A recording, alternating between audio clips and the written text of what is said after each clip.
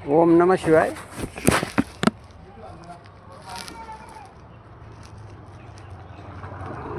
दानेन तुल्यो, क्या लिखा है? दानेन तुल्यो विधिरास्ति नान्यो, लोभ च नान्योस्ति रिपु पृथिव्यां भूषणम समम शीलसम्मच्च नान्यात संतोष तुल्यम दमस्ति नान्य। अब इसका अर्थ क्या हुआ? दान की तुलना, दान की जो तुलना है धर्म के आधार पे ही किया जाता है, और धर्म के आधार पर कर्म से ही अच्छा कर्म नहीं हो सकता। उससे अच्छा कर्म कोई हो ही नहीं सकता, क्योंकि दान के भाव में वो करुणा जो होती है वो धर्म रहित करुणा होती है, और उससे कर्म करने से कोई हो ही नहीं सकती। इतना अच्छा कर्म है दान का। और लोभ के समान इस पृथ्वी पर कोई अन्य शत्रु नहीं। लोभ क्यों बढ़ता है? इच्छा, ये कामना, भावना, वासना, ये इसमें पड़ा रहता है ना, लोभ रहता है। लोभ होना नहीं चाहिए। सबसे बड़ा बोझ काय का है? लोभ स्वयं का शत्रु है। शत्रु यानी कि रिपु। इंसान का सबसे बड़ा शत्रु रिपु यानी आलसू।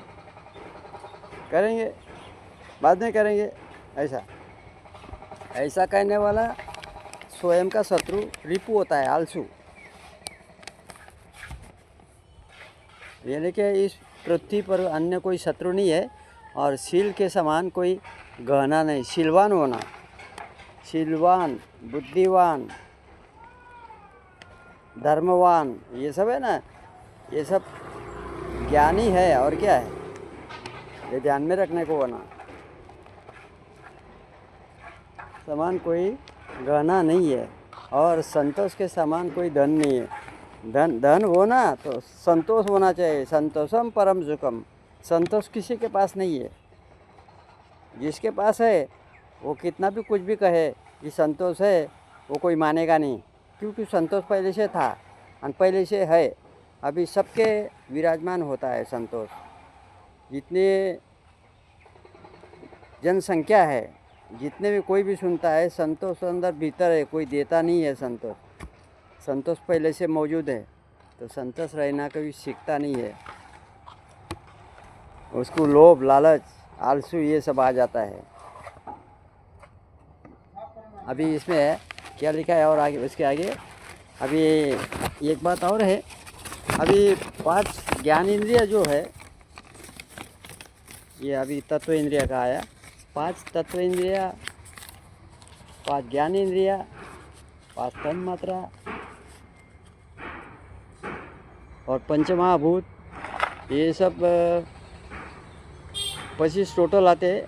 प्रकृति पुरुष ये 2 हो गए, मन बुद्धि अहंकार ये हो गए 5, ये हो गए 25। इसमें क्या है? जो प्राणवायु जो है अपना, प्राणवायु, उदान वायु, व्यान वायु, समान वायु, अपान वायु, ये 5 वायु है। और इसमें अलग अलग तत्व इंद्रियों को जोड़ के उसमें प्रमाण जो है 3 है। हेतु, दृष्टि, हेतु प्रमाण।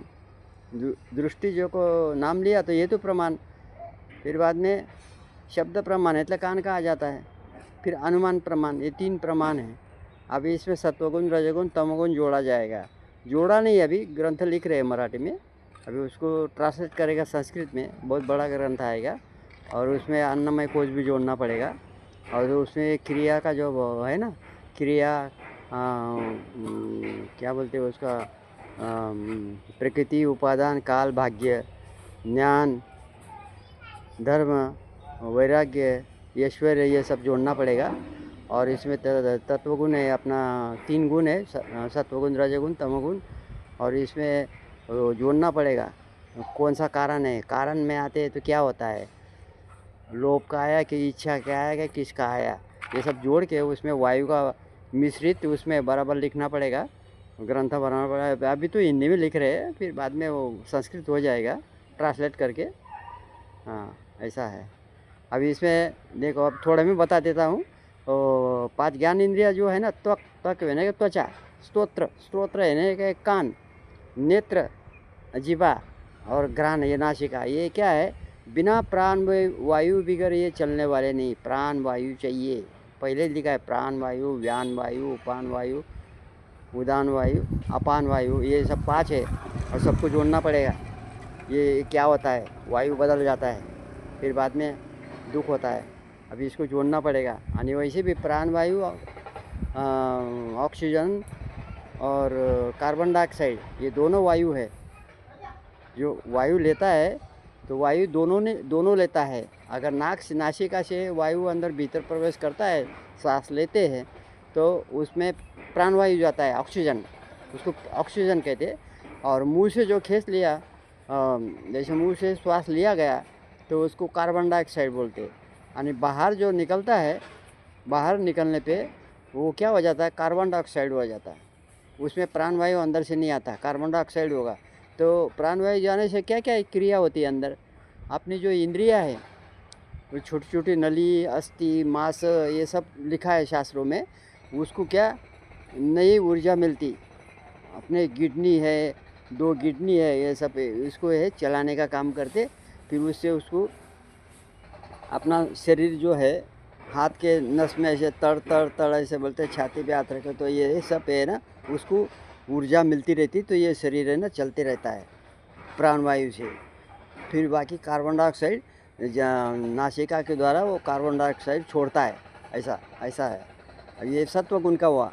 अब इसमें रजोगुण का हुआ अलग हो जाएगा, फिर तमोगुण का ये अलग हो जाएगा, उसके गुण अलग हो जाएंगे, उसके कर्म अलग हो जाए। कर्म मुझे तत्व इंद्रिया जो है वो अलग जोड़ना पड़ेगा। ऐसा ये बहुत लंबा चौड़ा जाएगा ग्रंथ।